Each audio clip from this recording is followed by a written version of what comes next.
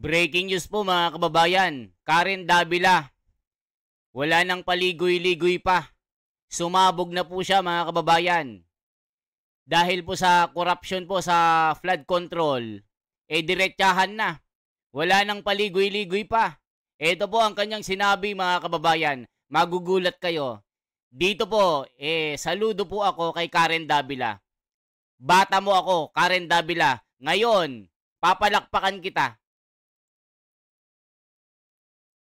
Pero yung totoo, the corruption starts with Congress owning contractual companies, these construction companies, and getting alleged kickbacks. Because ang contractor, hindi naman lalakas ang loob ng contractor kung walang backer yan na congressman. Alam mo naman yun. Sino namang contractor gagawa ng substandard na trabaho kung hindi siya hiningan? 'Di ba? Kinailangan na niyang magbayad in advance. So now the contractor has no choice. Yung SunWest Incorporated had 79 projects na flood control. They were given 10 billion pesos. Ang founder nun, si Zaldico. Ang Hightone, 61 projects. 4.8 billion pesos. This is on record. Bakit di sila ang ipatawag? Parang naglolokohan tayong lahat. Pinapagalitan nyo yung DPWH, pero yung totoo, the corruption starts with Congress owning contractual companies, these construction companies, and getting alleged kickbacks. Why waste the people's money and do it if you are not out for blood? It seems to me that, you're telling me, walang problema, ba't ka pa mag-iimbestiga? Parang naglolokohan tayong lahat.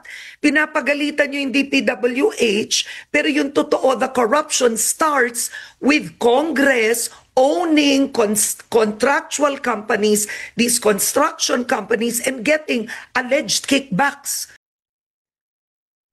O mga kababayan, nagulat ako Very rational, logical mga kababayan itong sinasabi ni Karen Davila. Dinidikdik ninyo itong DPWH, ginigisa nyo, pinipigan nyo yung mga kontraktor, pero ni isang kongresista walang napipiga. Ito po ang sinasabi ni Karen Davila na which is totoo. Mga kababayan, mag-isip-isip po tayo kasi ang sinasabi ni Karen Davila 67 na kontraktor ng DPWH ay pagmamay-ari ng mga kongresista na pinapangunahan ni Zaldico. Ang isa pa mga kababayan, si Martin Romualdez. Kaya nga para tayong naglolokohan dito ni isang congressman walang naiimbestigahan. Ngayon mga kababayan, puntahan po natin itong sinasabi ni Karen Davila na kanyang binulgar dahil po sa mga pasabog ni Karen Davila, lalo pong uminit itong usapin ni Vico Sotto at ni Corina Sanchez dahil po sa involvement ng mga diskaya na isang kontraktor na nagmamay-ari ng big time na kontraktor na laging panalo sa bidding ng mga project ng gobyerno. Ito po ang pasabog ni Karen Davila. Mga kababayan, Vico Sotto may pasabog nung nakaraan na merong daw mga reporter na mga journalist na nabayaran ng 10 milyon.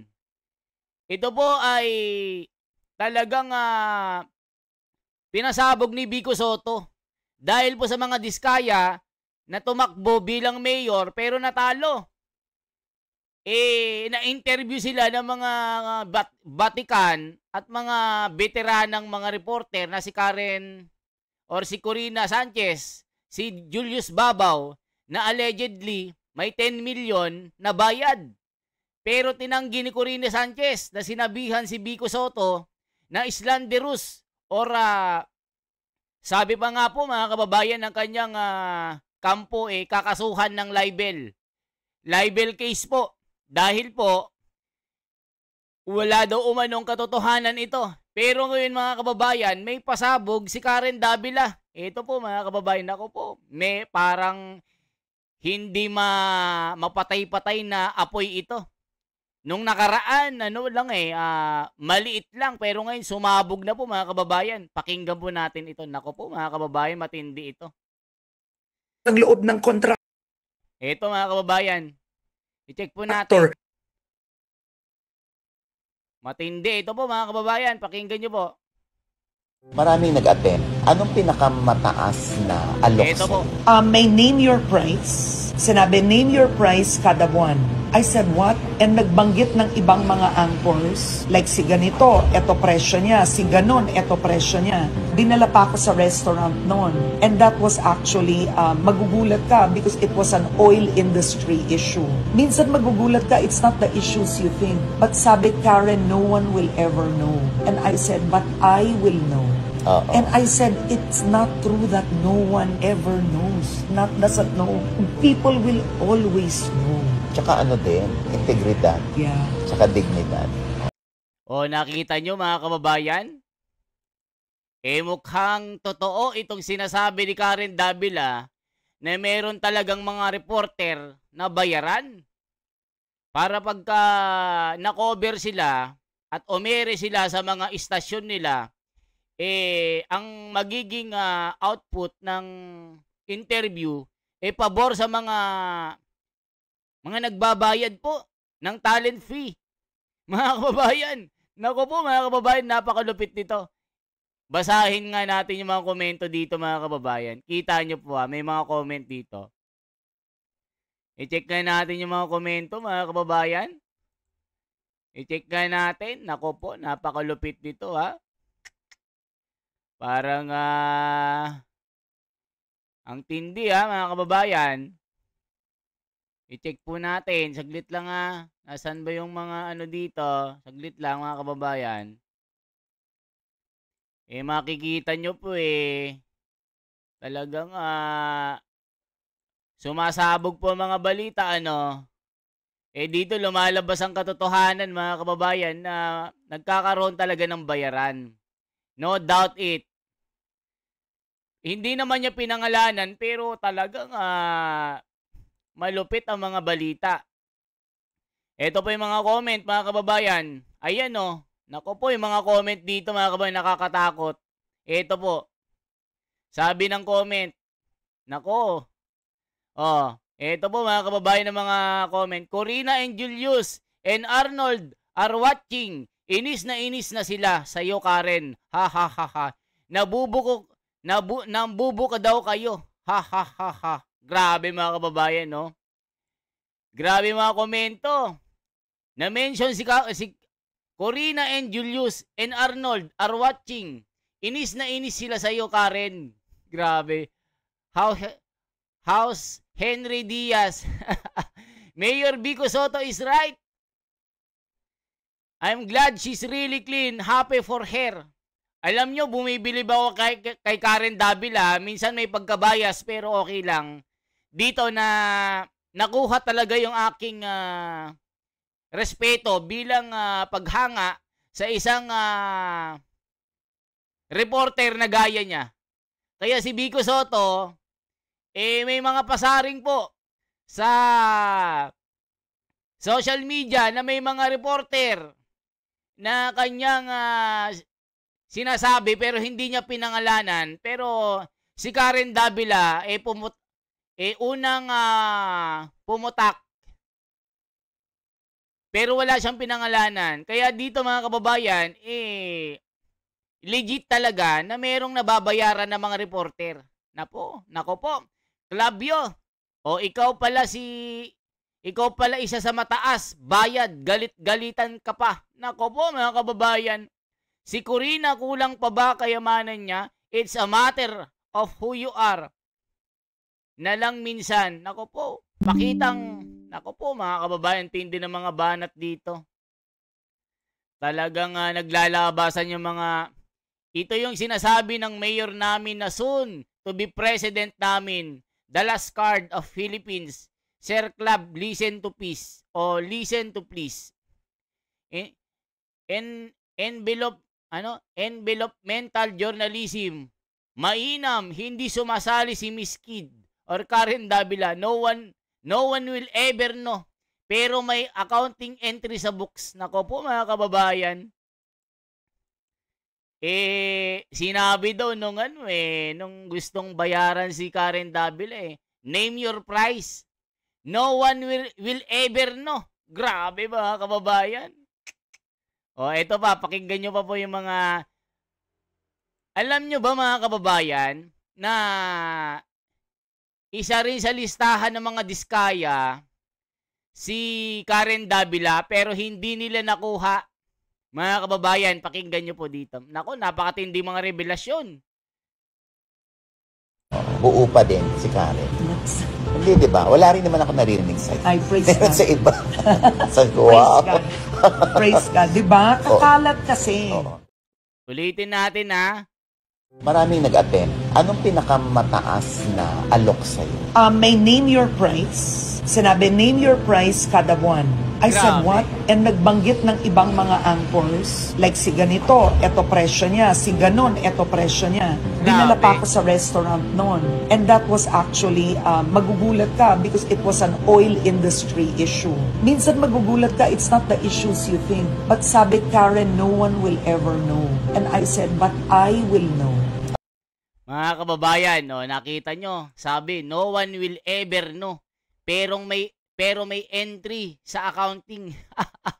Mga kababayan, lalabas at lalabas yan. Kahit sabihin mong no one will ever know. Naku po mga kababayan, antindi ng mga pasabog ni Karen Davila. Ito pa po mga kababayan. Ito malupit mga kababayan na pakinggan nyo po itong malupit na interview ni Karen Davila kay Terry Ridon na tinanggal ni Pangulong Duterte dahil po sa mga corruption din. Patawag. Parang naglolokohan tayong lahat. Pinapagalitan nyo yung DPWH, pero yung totoo, the corruption starts with Congress owning contractual companies, these construction companies, and getting alleged kickbacks. So, will you call them? Well, ang trigger po for the Tri-Committee to invite anyone, including legislators, including... No, will you call Zaldico? That's a direct question. Yes, if he is named as a part of anomalous deals, then he will be asked... No, he is a founder of... He is a part owner, SunWest and High Tone. Records show it. So, will they be called? And yes. You will call them? Yes, if they are named as part of anomalous transactions relating to infrastructure and flood control projects, then they will be asked to sit before the Tri-Committee and explain themselves. But again, to be very clear, I've seen all of the other documents. I think Congressman Zaldico has already divested himself from West. I mean, Representative Ridon, you and I know that everybody divests themselves, but that is just a matter of record. Mga kababayan, nakita nyo po itong si Terry Ridon na halata pong bias. Hoy Terry Ridon, lumayas ka na dyan. Ngayon pa lang bistado ka na. Na halata na pinapaboran mo si Zaldico. Tapos, ikaw pa yung investigative party ng sarili mong body. Why would you investigate itself? Why not the compliance or the independent body? Bakit ikaw ang mag-investigate sa Kamara? This is a conflict of interest. Si Laila de Lima na rin ang nagsabi. Saka si Sandro Marcos, bakit mo iimbestigahan ang sarili mo? Nakakahiya ka. O tignan nyo, dito pa lang mga kababayan, sabit na po at bistado itong Terry Ridon na ito. Na talaga, tignan mo, sinasabi niya na na-clear daw si Zaldico. Nakita nyo mga kababayan, dito pa lang, kay Karen Davila, sabog ka na Terry Ridon. Mukhang meron ka ng bias dito. Tapos sasabihin mo, clear na agad si Zaldico. Sabi niya, it's a matter of record. Wala ka pala, Terry Ridon, nakakabwisit ka, lumayas ka na nga dyan, mag-resign ka na nga. Tapos sasabihin mo, ikaw ang mag-imbestiga. Sablay ka eh. Grabe ang mga taong ito, mga kababayan, ang kakapal ng muka. Tignan nyo, si Saldico, ang may kumpanya na 67, tapos sasabihin mo, clear siya. Talagang napag-bobo mo. Nanggigigil ako, mga kababayan eh. Tapos, mamagaling na siya mag-imbestiga. Ngayon, bistado ka ni Karen Davila. Gigigil ako eh. Divesting means nothing. You know that. Yung SunWest Incorporated had 79 projects na flood control. They were given 10 billion pesos. Ang founder nun, si Zaldico. Ang Hightone, 61 projects. 4.8 billion pesos. This is on record. Bakit di sila ang ipatawag? Parang Tama. naglolokohan tayong lahat. Pinapagalitan nyo yung DPWH, pero yung totoo, the corruption starts with Congress owning contractual companies, these construction companies, and getting alleged kickbacks. So, will you call them? Well, ang trigger po for the Tri-Committee to invite anyone, including legislators, including... No, will you call Zaldico? That's a direct question. Yes, if he is named as a part of anomalous deals, then he will be asked. No, he is a founder of, he is a part owner, SunWest and Hightone. Records show it. So will they be called? And Yes. you will call them? Yes, if they are named as part of anomalous transactions relating to infrastructure and flood control projects, then they will be asked to sit before the Tri-Committee and explain themselves. But again, to be very clear, I've seen all of the other documents. I think Congressman Zaldico has already divested himself from SunWest. I mean, as of Representative 2019. Ridon, you and I know that everybody divests themselves, but that is just a matter of record. Divesting means nothing. You know. Mga kababayan, di ba? Dito pa lang sabog ka na, bistado ka na, Terry Ridon. Hindi ka qualify na mag-investigate sa Kamara. Let Senator Marcoleta investigate the Congress, hindi ikaw. Kasi nakikita sa mukha mo palang bias ka na. Kita nyo naman, mga kababayan, Saldico already divested itself. Niloloko mo kami. Hindi kami pinanganak kahapon. Itong si Saldico ang isa sa mga korap na talagang pinaghihinalaan ng taong bayan. Niloloko mo naman kami, Terry Ridon. Know that. Matanda na tayo. Alam natin yun. That is just a matter of record. Divesting means nothing. You know that. Matanda na tayo. Alam natin yun.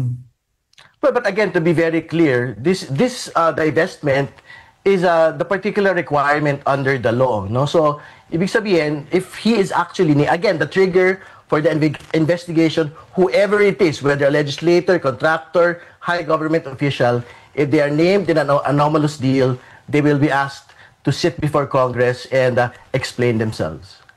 Okay, because to focus on the contractors themselves would be, I would have to say, half the justice done. Because ang contractor, hindi naman lalakas ang loob ng contractor kung walang backer yan na congressman. Alam mo naman yun. Sino namang contractor gagawa ng substandard na trabaho kung hindi siya hiningan? 'Di ba? Kinailangan na niyang magbayad in advance. So now the contractor has no choice. Well, again, these are assumptions that you are making at this point, Karen. No? We would want to be able to see it on a fact-to-fact basis, on a case-to-case basis. Ito po actual anomalies that are being seen with the flood control project. And again, in the hearing in the briefing yesterday, the DPWH actually said that to date, the 15 contractors named by the president, they have not seen yet, as of yet, anomalies relating to substandard projects, anomalies related to... And why do the investigation at all? Why waste the people's money and do it if you are not out for blood? It seems to me that, you're telling me walang problema, ba't ka pa mag-iimbestiga? Mga kababayan, itong si Terry Ridon, Walang kwenta ito, mga kababayan. Bistado ka na, simula pa lang. Ba't ka ba mag-iimbestiga sa simula pa lang sinasabi mo na wala nang problema? Bugok ka ba? Siraulo ka ba? Nang gagago ka? Eh ngayon pa lang, ginagawa mo ng tae yung investigasyon mo na sinasabi mo walang problema. Ba't ka ba nag-iimbestiga? Why you waste people's money? Grabe itong Terry Ridon na ito. Mukha pa lang, hindi na credible, mga kababayan. Nakakabwisit ka naman. Buti na lang, itong si Karen Davila hindi bayaran. Kung hindi, makakalusot ka sa mga banat ni Karen Davila. Grabe, mga kababayan, dito pa lang sablay ka na Terry Ridon, hindi ka na qualified at kahit mag-imbestiga ka, hindi maniniwala ang taong bayan kung ginawa mo yung trabaho mo. Sinabi na ni Karen Davila, ba't ka ba mag-iimbestiga kung sinasabi mo nang walang problema? Sinasayang mo lang ang pera ng taong bayan na gagastusin mo sa ginagawa mong committee para imbestigahan ang mga anomalya ng mga congressman. Grabe ito, mga kababayan, nakakabwisit. Ulitin nga natin.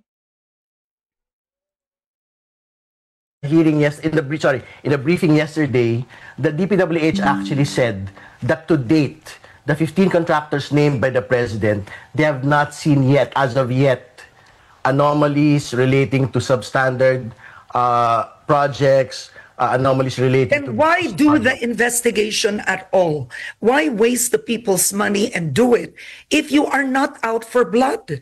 It seems to me that, you're telling me walang problema, ba't ka pa mag-iimbestiga? And kailangan natin to do a step by step. This is not a witch hunt, Karen. I think we have to be able to explain to the people how the process actually works for us to be able to see where the policy gaps are and to make sure that the gaps are actually plugged. No? Kaya nga no less than Majority Leader Sandro Marcos had already stated na gusto niya yung bill ni Senate President Cheese na to further expand yung pong mga disclosures and prohibitions po ng mga magkakamag-anak ng mga... Mga kababayan, mag-react po kayo. Halatado ka na, Terry Ridon, na ngayon pa lang, bistado ka na hindi ka credible na maging leader ng committee para mag-imbestiga sa flood control. Dito pa lang, pinagtatakpan mo na si Saldico. Mas kapanipaniwala itong si Senator Marcoleta. Mukha mo pa lang, talagang hindi ka na qualified. Naku po, mga kababayan, bakit ito kasi ang nakuha na mag-imbestiga na hindi naman qualified? Sinasabi niya na walang problema, hindi pa nag-uumpisa yung investigasyon. Grabe, mga kababayan, anong komento ng mga tao dito? Nakakabwisit ka naman, Terry Ridon. Pinapakita mo lang na isa kang gunggong dito. Co-covered by Tricom. Nako, mga kababayan. Ba't ka ba mag-iimbestiga? Simula pa lang sinasabi mo nang wala nang problema. Malilinis na sila. Magsasayang ka lang talaga ng pera ng taong bayan. Simula pa lang pinapakita mo na may bias ka. Grabe, mga kababayan, itong Terry Ridon na ito. Why would you investigate yourself? Let other people or let other investigative body to investigate the Congress. Di ba, mga kababayan? Tignan natin yung mga komento dito. Ridon, gunggong, defender of the Crocs. Tignan mo. Tama yung mga komento ko. Tama yung sarili kong reaction dito. Ridon, gunggong, defender of the Crocs. Ngayon pa lang, dinedepensahan mo na walang kasalanan ang mga buhaya. Grabe itong Terry Ridon na ito. I doubt it kung may magandang resulta itong ginagawa ng kampo ni Ridon dito sa Tricom kasi nga meron pong conflict of interest dito. Pagtatakpan po ang mga kaibigan nila na sasabihin nila, mga malilinis kami. Nakita namin sa record, mga gonggong, hindi kami gonggong na kagaya mo rin doon. Huwag kami ha. Ang gigigil ako sa'yo, na-high blood ako sa'yo. O ito pa mga kababayan. How the process actually works. O there's process lol. Si bossing pala tong si Ridon. Multiverse. Grabe mga kababayan ko. The wheel of the bus goes around and around. Grabe mga Dick Binaraw. Wala kayong mapapala dyan kay Ridon. Palabas lang yung TRICOM na yan. May maniniwala. Mas maniniwala pa kami sa Senate Blue Ribbon Committee ni Senador Marcoleta. Yan ang sinasabi ko mga kababayan. Mas may credible po itong Blue Ribbon Committee kaysa dito sa ginagawa ng TRICOM na ang nangunguna itong si Terry Ridon na isa ring nasibak ni Tatay Digong dahil po sa korupsyon. Mga kababayan, tama si Karen Davila. Ba't ka pa mag-iimbestiga sa simula pa lang, sinasabi mo nang walang problema? Why you waste people's money? Di ba mga kababayan? Grabe itong Terry Ridon na ito. Oy, mag-resign ka na. Nanggigigil ako sa'yo. Ito po mga kababayan. Would you believe that the HOR will investigate sa kanilang kasamahan na mga buhaya? Kawawang Pinas, binulsa ang mga buwis sa House of Representatives. 80-80 rin yan si Ridon Hindi kasi si Duterte ang sangkot, kaya di nag-iingay yan. Tignan mo itong Dolomite Beach, nag-iingay ka. Ngayon na kalahi mo ang mga buhaya. Napaka-bias mo. Gonggong ka ba o talagang gonggong ka? Gonggong ka talaga nagbibisit ako Not witch hunt, it's a crooks hunt. O tignan mo, sabi ni Leon Macawil. Lokohan with a straight face. Tignan mo. Kaya itong si Karen Davila, bilib na bilib ako dito mga kababayan dahil nga sa straight to the point yung kanyang sinasabi. Tignan nyo po mga kababayan. Dito po. Litin natin. Yun. Sino namang contractor gagawa ng substandard na tractors themselves would be, I would have to say, half the justice done. Because ang contractor, hindi naman lalakas ang loob ng contractor kung walang backer yan na congressman. Alam mo naman yun. Sino namang contractor gagawa ng substandard na trabaho kung hindi siya hiningan? 'Di ba? Kinailangan na niyang magbayad in advance. So now the contractor has no choice. Well, again, these are assumptions that you are making at this point, Karen. No? We would want to be able to see it on a fact-to-fact basis, on a case-to-case basis. Ito po actual anomalies that are being seen with the flood control project. And again, in the hearing in the briefing yesterday, the DPWH actually said that to date, the 15 contractors named by the president, they have not seen yet, as of yet, anomalies relating to substandard projects, anomalies related to... And why do the investigation at all? Why waste the people's money and do it if you are not out for blood? It seems to me that, you're telling me walang problema, ba't ka pa mag-iimbestiga? And kailangan natin to do a step by step. This is not a witch hunt, Karen. I think we have to be able to explain to the people how the process actually works for us to be able to see where the policy gaps are and to make sure that the gaps are actually plugged. No? Kaya nga no less than Majority Leader Sandro Marcos had already stated na gusto niya yung bill ni Senate President Cheese na to further expand yung pong mga disclosures and prohibitions po ng mga magkakamag-anak. Mga kababayan grabe. Nakikita ko na may pagtatakpan, kaibigan kasi, amo. Mga kababayan, kaya ikaw Terry Ridon, ngayon pa lang sablay ka na. Hindi ka credible. na manguna sa committee mo, sa TRICOM, tapos si Saldico, sinasabi mo na malinis lang kanyang pangalan? Siya ang may-ari ng 67 ng kumpanya, na isa sa mga top bidder ng project ng gobyerno. My goodness, kaya Karen Davila ngayon, saludo ako sa iyo. Kahit minsan bias ka, pero this time, bata mo ako. O mga kababayan, tignan pa natin yung mga iba dito ha. Wala na, sablay ka na Terry Ridon.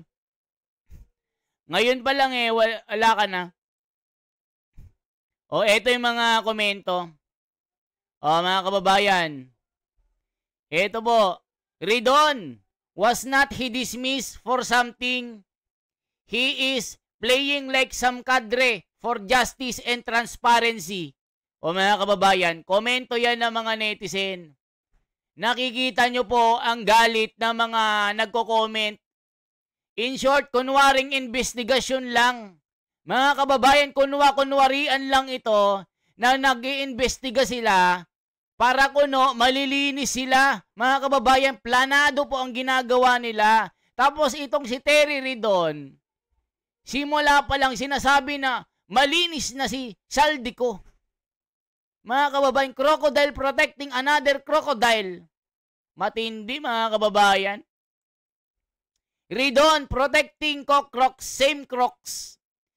Crocs investigate Crocs, let have my popcorn and coke. Mga kababayan, same color, the new dog of the HOR. Sabi ni Sar Mantolino. Will Lucero, una pa lang haha, defense lawyer agad. O mga kababayan, nagiging abogado ng mga buhaya itong si Terry Ridon. Simula pa lang nagsasabi na not guilty na agad. Hindi pa nasisimulan yung investigasyon dito. Matindi mga kababayan. I doubt it kung may mangyayari dito. Pagtatakpan lang ni Terry Ridon itong mga kasama. Mas credible itong si Senador Marcoleta sa Blue Ribbon Committee. Mga kababayan, kailangan ay nako po, tambaluslos, podka rin Ridindo. Boom, kahiya-hiya ka Kong Ridon, matanda na tayo, wag na tayong maglokohan. Divestment is nothing. Tignan nyo mga kababayan, simula pa lang naging abogado na itong si Terry Ridon, itong congressman na pulpul na gonggong na ito. Mga kababayan, bakit ka mag-iimbestiga kung wala palang problema? Niloloko mo sarili mo, niloloko mo kami, niloloko mo ang taong bayan. Panis ka kay Karen. Kaya Karen Davila, bilib ako sa'yo kasi isa ka sa mga reporter na hindi nababayaran. Unlike yung iba na binulgar ni Vico Soto. Oh, eto pa. Boom, kahiya-hiya ka Congressman Terry Ridon. Matanda na tayo, wag na tayong maglokohan. Divestment is nothing. Oh, ngayon, so palpal ka ngayon. Investigation on themselves. Naku, pagtatakpan lang ni Terry Ridon ito. Now that's accountability. Louder, Miss Karen. Sabi ni Nelia Mendoza. Ilan employee nila, pakitanong nga. Mini crocodile ni Tambuaya. Grabe mga kababayan. Now, I'm starting to like you, Karen, for being straight in the issue. O mga kababayan, boto mo sir, abogado kaningko. Pending investigation, absuelto na agad? Commissioner ka ba? O tignan nyo mga kababayan, sabi ni Bobong Wapo. Yan, puro impeachment tapos inubos na pala ni Tambaluslos and Saldico ang pera ng bayan. Have divest, sabi ni Winwin, dami in paper na lahat yan. Lokohan na lang. Di niya kaya yan, Ma'am Karen. Bicolanos no, sino may-ari yan na contractors. Congress investigating themselves. The President should create independent body to investigate, not the Congress. Ito sinasabi ni De Lima. Umpisa pa lang, pinapawalang sala na ni Saldico. Umpisa pa lang, napawalang sala agad si Saldico. Ang kapal ng mukha mo Ridon, sabi ni Noel Cocchia. Kunwaring investigasyon Ridon, hilom diha. O mga kababayan, ako po, Diyos ko Lord, patawarin niyo po ako. Simula pa lang, tablado ka na terirido ng mga tao. Eto po. Yung SunWest Incorporated had 79 projects na flood control. They were given 10 billion pesos. Ang founder nun, si Zaldico. Ang Hightone, 61 projects. 4.8 billion pesos. This is on record. Bakit di sila ang ipatawag? Parang naglolokohan tayong lahat. Pinapagalitan nyo yung DPWH, pero yung totoo, the corruption starts with Congress owning contractual companies, these construction companies, and getting alleged kickbacks. So, will you call them? Well, ang trigger po for the Tri-Committee to invite anyone, including legislators, including... No, will you call Zaldico? That's a direct question. Yes, if he is named as a part of anomalous deals, then he will be asked. No, he is a founder of, he is a part owner, SunWest and Hightone. Records show it. So will they be called? And Yes. you will call them? Yes, if they are named as part of anomalous transactions relating to infrastructure and flood control projects, then they will be asked to sit before the Tri-Committee and explain themselves. But again, to be very clear, I've seen all of the other documents. I think Congressman Zaldico has already divested himself from SunWest. I mean, as of Representative 2019. Ridon, you and I know that everybody divests themselves, but that is just a matter of record. O mga kababayan, simula pa lang, nagiging abogado ka ng mga buhaya na sangkot sa anomalyang ito. Simula pa lang, ikaw na yung defense counsel na abogado ni Zaldico. Sinasabi mo na not guilty at malinis ang kanyang records. Ano ka ba? COA ka ba? Mga kababayan, maniniwala ba kayo dito sa Terry Ridon na ito, na congressman, na pinagtatakpan ng mga kapwa niya buhaya? Mga kababayan, isa rin ito sa mga sangkot sa mga na mga anomalya panahon pa ni PRRD, natanggal po ito. Dahil biyahe ng biyahe, palabas ang bansa, wala namang nangyayaring production sa kanyang mga project. Tinanggal ni Tatay Digong ito, tapos ngayon, mga kababayan, nagiging abogado ng mga crocs. Simula pa lang sinasabi niya, malinis si Zaldico. Na yung records niya, nagpapakita ng malinis. Ay talaga naman itong Diyos ko Lord, mga kababayan. Divesting means nothing. You know that. Matanda na tayo. Alam natin yun. But again, to be very clear, this divestment is the particular requirement under the law. No? So, ibig sabihin, if he is actually, again, the trigger for the investigation, whoever it is, whether a legislator, contractor, high government official, if they are named in an anomalous deal, they will be asked to sit before Congress and explain themselves. Okay, because to focus on the contractors themselves would be, I would have to say, half the justice done. Because ang contractor, hindi naman lalakas ang loob ng contractor kung walang backer yan na congressman. Alam mo naman yun. Sino namang contractor gagawa ng substandard na trabaho kung hindi siya hiningan? 'Di ba? Kinailangan na niyang magbayad in advance. So now the contractor has no choice. Well, again, these are assumptions that you are making at this point, Karen. No? We would want to be able to see it on a fact-to-fact basis, on a case-to-case basis. Ito pong actual anomalies that are being seen with the flood control project. And again, in the hearing in the briefing yesterday, the DPWH actually said that to date, the 15 contractors named by the president, they have not seen yet, as of yet, anomalies relating to substandard projects, anomalies related to... And why do the investigation at all? Why waste the people's money and do it if you are not out for blood? It seems to me that, you're telling me walang problema, ba't ka pa mag-iimbestiga? And kailangan ho natin to do a step-by-step. This is not a witch hunt, Karen. I think we have to be able to explain to the people how the process actually works. For for us to be able to see where the policy gaps are and to make sure that the gaps are actually plugged, no? Kaya nga O mga kababayan, galing na mismo sa bibig ni Terry Ridon, simula pa lang, absuelto na agad si Saldico na isa po sa mga kontraktor na congressman dito sa anomalya ng flood control. Ba't ka ba mag-iimbestiga kung simula pa lang, absuelto na? Alam mo, Terry Ridon, Congressman Terry Ridon, bistado ka na. Hindi ka credible na mag-imbestiga ng sarili mong katawan. Kasi nga, conflict of interest ito. Let the independent body to investigate the Congress.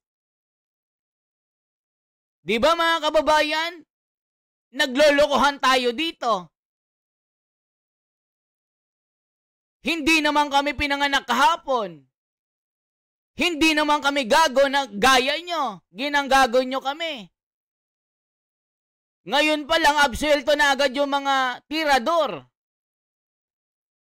na may-ari ng mga contracting company na humahawak po ng mga project ng gobyerno. Tapos sasabihin mo, walang problema, nakita namin sa records.